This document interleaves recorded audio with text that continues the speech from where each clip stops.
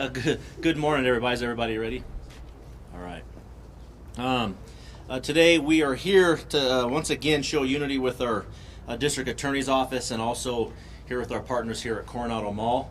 We want to make sure, for one, to give some tips for the holiday season, but also, like we've discussed before, on the continuity and making sure that all these operations are sustainable, that it's just not a one-time deal. A couple things I want to address. First of all is thank you for Coronado Mall for having us, and also for everybody that's out there. We want to make sure for the holiday season and other than the holiday season, a couple tips. Please make sure that you're aware of what's going on around yourself. Make sure you have situational awareness. An example I will give you is as you're walking out of these doors and you shop for the holiday season, don't be on your cell phone talking or texting. Make sure you know where your vehicle is. Make sure it's ready to be unlocked. Another tip that I have is also for if you're purse and you have a child, don't leave your purse in the shopping cart where it's accessible. Make sure that you put it in the car right away. Also, for the vehicles that are parked out here in the parking lots, make sure you're not a target and you're making sure that you are making yourself less of a target by not having Christmas gifts or items of belongings of value that are accessible in the front or the back seat. At least put them in your trunk so somebody can move on to a different target. As we all know, it's just not in the Coronado Mall area, it's all over Albuquerque and Bernalillo County. When we have the holiday season and other things going on or special events, we also know that auto theft is also going on. So we want to make sure that the public understands that the Bernalillo County Sheriff's Office is here for you. We'll be here for you just not for the holidays, but for the long term. And also in the parking lots, also for auto theft that goes on in the holiday season and also vehicle break-ins. But one thing we want to focus on is shoplifting and organized retail crime. We're making a statement once again, whether or not people are let in and are out of jail. We will continue to do our best and to make sure that we are making the constituents, shoppers, families feel safe, no matter whether it's here at Coronado Mall or wherever. We'll have operations all over. I will not announce those dates. You will see preventative policing, where you will see marked units and detectives out and about, but you will also not know where they are, as that's very important as criminals try to outsmart us, but they won't. We want to make sure that we catch everybody and put them in jail. We will keep arresting them when they commit a crime, whether that's up to misdemeanor to felony. I know some of the questions we will get is why people are let out in the next morning. We've discussed that numerous times. I want to make sure that you all know that no matter what happens, we will work through that and we will continue to do our job, and we will always communicate and make sure that we have collaboration to make sure that offenders stay in jail, and also to make sure that we're doing our due diligence for crime. Other than that, I will have the District Attorney, Sam Bregman, also speak. Thank you, Sheriff, and thank you to all the men and women of the Sheriff's Department who are relentless when it comes to this issue of organized crime and shoplifting. I know that the community is expressed day in and day out that they are tired of shoplifting, tired of lawlessness, and I am so grateful to law enforcement, the Sheriff's Department and APD for doing everything in their power to make a difference when it comes to this. I also know that many of the shoplifters, many of the folks who are willing to commit crime out there during this upcoming holiday season already have felony warrants. And that is why this office, as part of our felony warrant roundup, is helping fund some of these operations. And it's so very, very important that the community know that law enforcement and the district attorney's office is sick and tired of the lawlessness as well, and we're doing something about it. It's going to be a safer experience when folks are shopping, and we are cracking down on shoplifting every single day. We will prosecute those that shoplift to the full extent of the law, and I'm thrilled to be part of it. So really, I wanted to come out and thank Coronado and thank the sheriff and every one of the men and women who are in the Sheriff's Department who are busting their tail to make this a safe shopping holiday season. So thank you, Sheriff.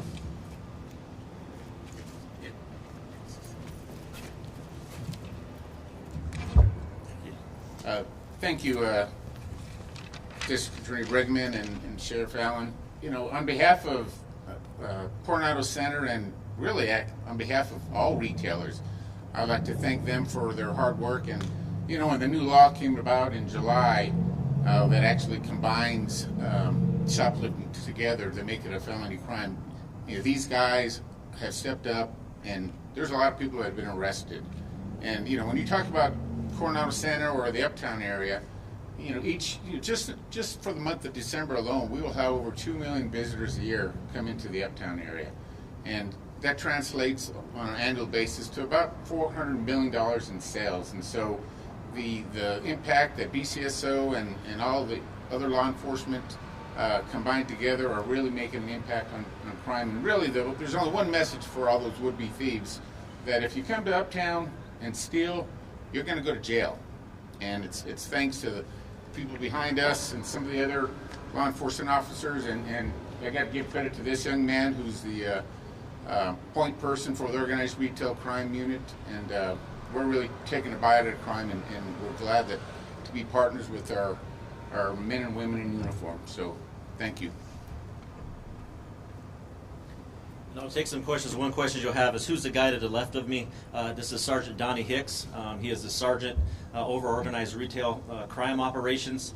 So he's the one who has the success stories. He does all the work along with his detectives and other people. So credit goes to all of them. They've been doing this continuously, just not for the holiday season, up to a year now, and they're working hard every day. So other than that, any questions that you might have? Sheriff Allen, Jen Farms with KRQE News 13. Kind of touched on it a little bit already, but we have seen a few of the arrests. Some of those individuals have been released. I guess if you and DA Bregman would like to speak on that, what would be your response to that? My response is we stay steadfast. No matter whether they're released that night or in the morning, we do our job. The criminal justice system, that's something that myself and DA Bregman have communication with. I'll never throw anybody under the bus. Do I think they can become harsher? Absolutely, I do. So I'll call them out a little bit on that. But that's something to communicate with. Making it adversarial doesn't do anything for our community at all.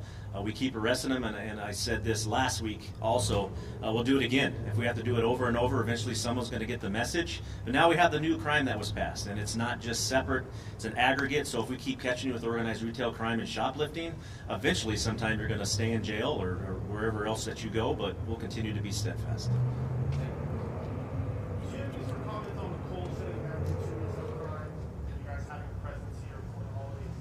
The comments that I have for the Kohl's shutting down is just not about Kohl's. It's a bunch of the other businesses in the Bernalillo County that are shutting down because of crime, or they can't make their business sustainable or keep their employees safe. That's something as a sheriff of Bernalillo County that concerns me. That's why I'm here. That's why we're all over the place. This is our county. We'll make sure that we work along with our partners and make sure that everybody's safe and collaborate together. But that concerns me. I don't want any other businesses. Again, business owners call me at least 3 or 4 times a week, and it's whether or not they want to bring new operations here or make sure that they can have business and continue here. We're also sending a message that even though where people aren't where they want to be right now as far as crime, we're here again steadfast, making sure we get to that goal. It might take a little while, but we want to make sure that we have not given up on our community, and we're here to keep working. I guess as far as measurements go, could you speak on a little bit of some successes you've had that would resonate with the public to, I guess, let them know that there has been change, there has been some reduction in retail crime, anything to that sort? Yes, everybody's going to look for statistics, and we'll get those out, but I'll bring something first. I always talk about preventing law enforcement 101. When you know that somebody's here, whether they're undercover or not, and you see marked units that are around and you're preventing crime, that is the #1 statistic that the whole community should be more concerned about. Do we see law enforcement? It goes back to 1968 on making sure that law enforcement is present. Statistics are awesome, but it doesn't explain everything that these men and women in uniform are doing. We want to make sure that criminals know we're here, and we also don't want to let them know exactly where we're at. That's very important. Know we're here. We'll get statistics out to you. They're important. I know people want to see numbers. That's not as important to me right now. I want to make sure that we're preventing crime. And like you discussed, or the question you had earlier, seeing more of a difference that we're making as far as the adjudication and where these criminals are going and what kind of sentences that they're facing. Can you give some tips to shoppers on how to be a good witness? I know that there's that, I want to save the day, but that's probably not the best idea with how violent these criminals can be. Yes, be very careful with who you address or who you go after. Take photos. You don't need to follow them. You can address them and call them out. Call 911. Call your non-emergency numbers. Photos and video goes a long way for us. Also exactly where you're at, whether it's a shopping center or a small business or anywhere in Albuquerque, and making sure, number one, that you report that crime. A lot of people are negative right now and saying that, you know, law enforcement might not show up. We have to know where the crime is. That's where we know where to place people. That's so important also to discuss what the question was earlier on what kind of statistics and what kind of measurements and measuring systems that we see are utilized and what needs to be put in place. So those are some of the tips I can give you. As far as these continued operations go outside of the holidays, I guess how many do you have in place so far? And I know you said you don't want to get too much into detail and kind of give away locations and things like that. But if you can kind of briefly speak on what's in place so far without giving too much away.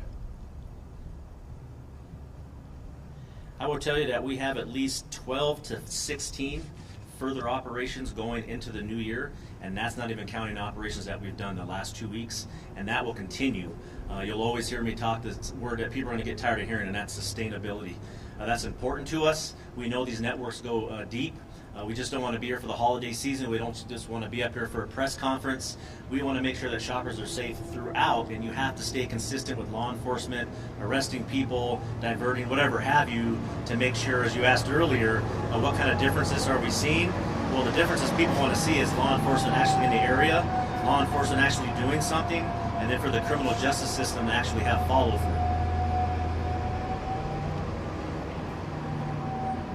Anybody else? All right, thank you.